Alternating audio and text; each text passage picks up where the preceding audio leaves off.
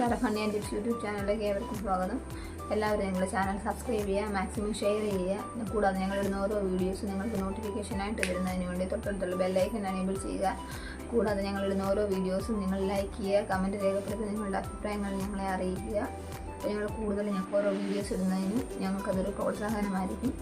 അപ്പോൾ ഞാനിന്ന് നിങ്ങളുമായി ഈ വീഡിയോയുടെ പങ്കുവയ്ക്കുന്നത്, കഴിഞ്ഞ ദിവസം ഞങ്ങൾ ഒരു കുറ്റിക്കുരുമുളകിൻ്റെ കാര്യം കൃഷിഭവനിൽ നിന്ന് കിട്ടിയത് പറഞ്ഞതുപോലെ തന്നെ ഞങ്ങൾ സമഗ്ര പച്ചക്കറി തോട്ടത്തിന് വേണ്ടി ഞങ്ങൾ കൃഷിഭവനിൽ നിന്ന് എഴുതി കൊടുത്തായിരുന്നു, അപേക്ഷ കൊടുത്തായിരുന്നു. അപ്പോൾ അതിൻ്റെ വിത്തുകൾ ഞങ്ങൾക്ക് കിട്ടി. അപ്പോൾ അത് നിങ്ങളുമായിട്ട് ഈ വീഡിയോയുടെ പങ്കുവയ്ക്കാൻ നമുക്ക് നോക്കാം. എന്തൊക്കെ വിത്തുകളാണ് കിട്ടിയതെന്ന് നമുക്ക് നോക്കാം.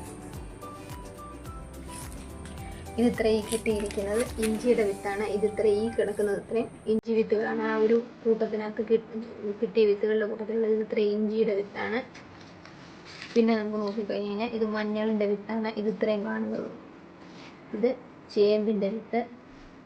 ഇത് രണ്ടെണ്ണം ചേന വിത്ത്. ഇത് ഇത്രയൊന്ന് കാച്ചിൽ.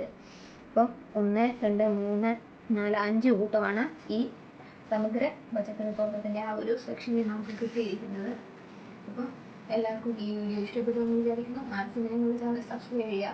ഞങ്ങളുടെ ഓരോ വീഡിയോസ് നിങ്ങൾ ലൈക്ക് ചെയ്യുക, കമൻറ്റ് രേഖപ്പെടുത്താൻ. Thank you.